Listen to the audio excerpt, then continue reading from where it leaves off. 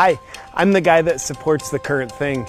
And right now, the current thing that I support with all my heart is Ukraine. The flag's upside down. Really? Oh, I thought the yellow went on top.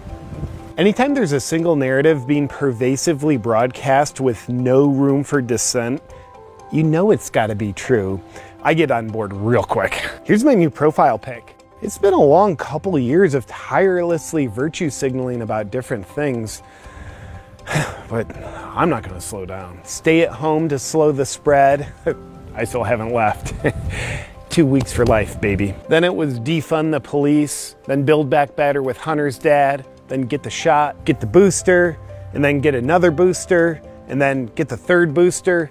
And now it's all about supporting Ukraine. Yeah, I'm starting a movement to defund the trees because trees are still growing in Russia, and that's not right. I've taken painstaking efforts to investigate the Ukraine-Russia situation. 100% of my research involves me sitting in front of the TV with my eyes open and my thinking suspended. Now, surprisingly, what my research has concluded is true is exactly what the news has told me is true. To be informed, you gotta turn the TV on and your mind off. This situation is not complex. Here's what I've learned. Ukraine is good and Russia is bad. It's that simple. There's really no nuance to this situation. Hey, John, will you denounce Russia? Why? Because I'll burn your house down if you don't. All right, Russians are bad people. Thank you. Oh yeah, we should totally go to war, especially as long as it's other people's children going over to die. But World War III, think about it, there's no downside. And everyone loves a trilogy. When I'm not washing my own thinking from my brain with the latest breaking news, I spend a lot of time trolling companies online to get them to suspend operations in Russia. Yeah, thanks to people like me putting relentless anger-fueled pressure on them, McDonald's isn't serving people in Russia anymore. Devastating! Like, what's gonna happen to the Russians when they're not constantly eating the most unhealthy food on the planet? They'll probably get weaker. Dude, we got Netflix to stop streaming in Russia. Just gonna check and see if Putin surrendered yet. Oh, and Visa, MasterCard, and American Express have frozen all transactions on the Russians. That is awesome. Preventing innocent people from buying things like food, that will definitely stop the Russian military eventually. It's brilliant, just think about it. The Russians are ruled by an evil dictator who doesn't care about them. So by harming the innocent people that Putin doesn't care about, it'll probably get him to open his heart and stop invading Ukraine. And advocating for this kind of thing definitely shows everyone how great of a person I am. Oh, I'm a good person, so I fully support putting innocent Russians through increased hardship because I'm told to think it's the right thing to do. We need more love in this world. I hate Russians. And if you don't hate Russians, then you are clearly not hateful enough to be qualified as a good person in my book. Oh, cool. BlackRock just suspended all operations in Russia. When an evil company that's single-handedly trying to destroy the world as we know it boycotts Russia, then you know it's the right thing to do. Mathematically speaking, here's the results of all my I support Ukraine efforts. People in Ukraine actually being helped? 0. People online knowing they should think more highly of me? 10. But from my past I support the current thing efforts, I've learned that math is racist. So these numbers are completely irrelevant.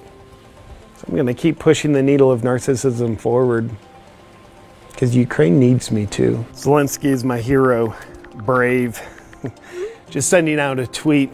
I'm inspired by all the heroic things the news tells me he does. As the I support the current thing guy, I've put in a lot of effort the past 2 years advocating for forcing people to stay at home, cover their faces, and advocating for mandates that eliminate personal choice when it comes to someone's body. Sacrificing freedom and democracy for the greater good is the right thing to do.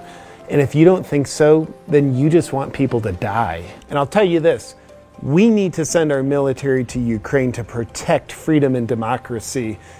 And if you don't think so, because you don't want people to die, then you're a far-right extremist Putin science denier. I'll be honest with you, with the whole pandemic, I eventually stopped trusting the media. I could see through their propaganda to their lies and corruption. After 2 years of lies, they lost my trust. But they wouldn't share anything other than the unequivocal truth about Russia and Ukraine, right? They wouldn't have any incentive to perpetuate any sort of propaganda. And I don't even think they'd be capable of such a thing, even if they wanted to. It's not like you can convince millions of people to believe a lie. I don't think that's possible. People aren't that dumb. I don't know what it is, but I feel so much safer when people agree with me about the current thing. Dude, Starbucks just cut off Russia. This is so helpful. Do you think it's possible to cut off the air supply to Russia? But when people have a different perspective about the current thing than the one me and the media share, I feel so unsafe that I go into a fit of rage and want to smear the person and destroy their life.